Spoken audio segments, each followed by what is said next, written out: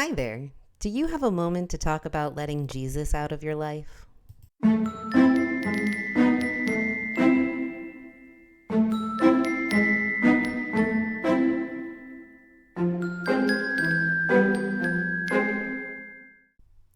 Well, hello there, lovely internet people. I'm HR. Yep, the one sending all those checks to big atheism. Just kidding. I don't even have spare coins to chuck at big atheism's non existent head. Welcome to my channel where we talk about stuff and things. Today, I'll share my thoughts on why some think atheists are just everywhere these days and won't shut up and just leave theists alone. For funsies, we'll watch some video replays of some of my art that I'm sure some trolls will critique in the comments. So, a couple of caveats before we jump into the main event. The examples and perspectives I'm going to discuss are my own examples and perspectives. I'm not the spokesperson for all of atheism. Also, as much as I wish I could afford to travel the world and afford basic health care and have the comfort that must come with financial stability, anyway, my point is I live in America, so my ideas won't represent a worldwide view. Okay, with all of that out of the way, let's discuss the question, why don't atheists just shut up and let people believe what they want to believe? So, is it atheists that are actually loud and in people's faces, you think? Because occasionally existing in a public or voicing a non-dominant opinion doesn't mean atheists are attacking you or are in your face. Yes, some atheists are loud and outspoken, but many, many, many more stay silent, conceal their lack of belief, or even outwardly profess faith to align with family and societal pressures, and to avoid recrimination and very real harm. To my knowledge, atheists don't have outreach programs where they knock on your doors or send letters in an attempt to convert people. I've never encountered an atheist street preacher. As far as I know, most hotels don't have atheist literature in every bedside table. I can't think of any atheist holidays, let alone atheist holidays that are federal holidays. I'm not sure what the atheist equivalents even would be to have a blessed day, God bless you, I'll pray for you, praise Jesus, by the grace of God, higher power, God willing, God bless, etc. But I hear those and other common religious phrases every day from theists. Atheists aren't attempting to teach atheism in schools. That's creationism. Or creationists. Atheists don't have buildings all over every town adorned with the symbols of atheism dedicated to their weekly atheist gatherings. And when atheists first meet people, they don't ask which atheist organization they attend. Most atheists aren't posting online every day about their atheism, even though their family and friends constantly post religious content. I've never left a shopping establishment and come out to an atheist pamphlet attached to my windshield. There are countless religious billboards, bumper stickers, church signs, crosses, and other religious displays all around us, not ones promoting atheism.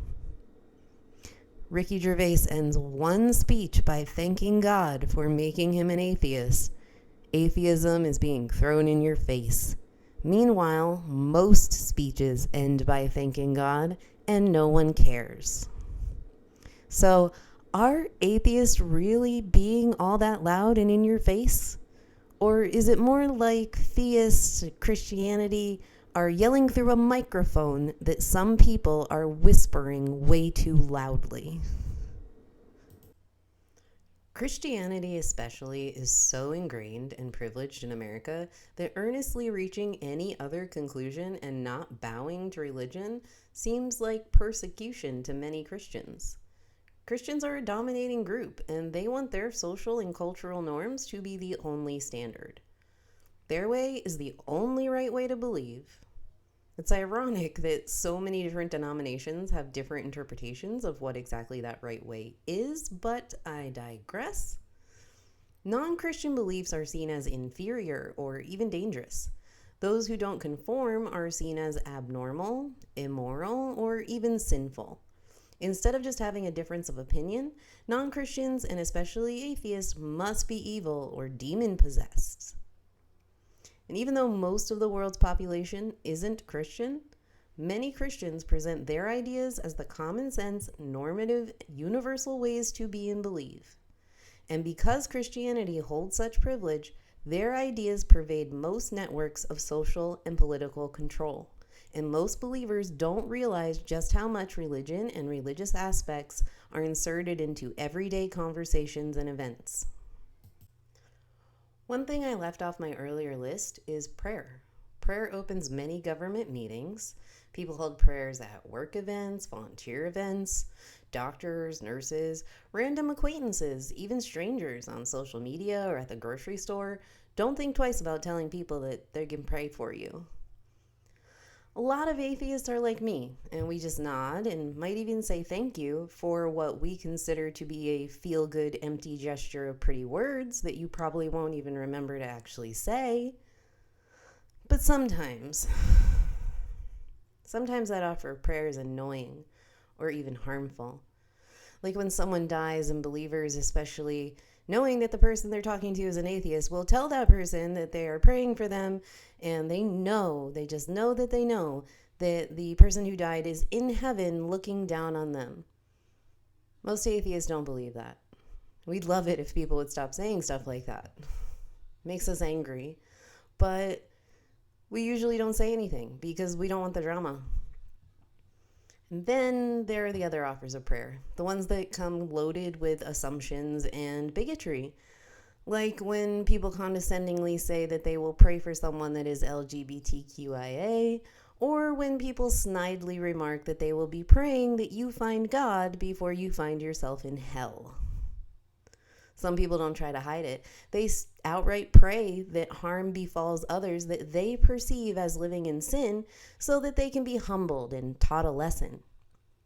Religious privilege and pervasiveness is part of why some atheists choose to add their voice to the general discourse, but perhaps a bigger reason some speak out is because of the dark side of religion, the religious harm. But Christianity is a religion of love, and we do what we do because we love people. Yeah, sure, love the sinner, hate the sin, right? If your sin is atheism, many Christians think you're going to hell, along with those who get divorced or are LGBTQIA or who were born into a society that practices another religion. There are countless other things that could send someone to hell. And believers are okay with that. They will be praise slaves in celestial North Korea forever, so they will somehow forget about their family and friends burning and being tortured and tormented in a pit of fire that their loving God created for the people who he knew in advance wouldn't qualify for his praise team. But we do care. That's why we try to get you to abide by biblical values now. That way we'll stop you from going to the bad place. You can be in heaven with me and your abuser. Yeah, I know what they did to you when you were a child, but they found salvation while they were in jail, and if God can forgive him, you can too. The purity culture, patriarchy, and blind obedience that is frequently taught in religious communities has made them hotbeds for abuse. It is not atheist groups that are hiding and defending people who harm and abuse children. Too many churches tell people that they are broken and need to be fixed. Too many Christians are more than happy to judge everyone else and tell them all the ways they are messing up. But on the flip side, it's way cool to give any good credit straight to God. You didn't earn your degree, that was God. Don't thank the surgeon and nurses, that was God. Don't thank the many atheists that died in foxholes, it was, you guessed it, God. Did you find your lost keys? Also God. But while God somehow manages to get all of the credit, he somehow gets none of the blame.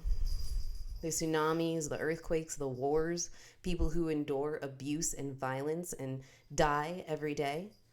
That's humans or Satan or our sin. We're being punished. Let's see.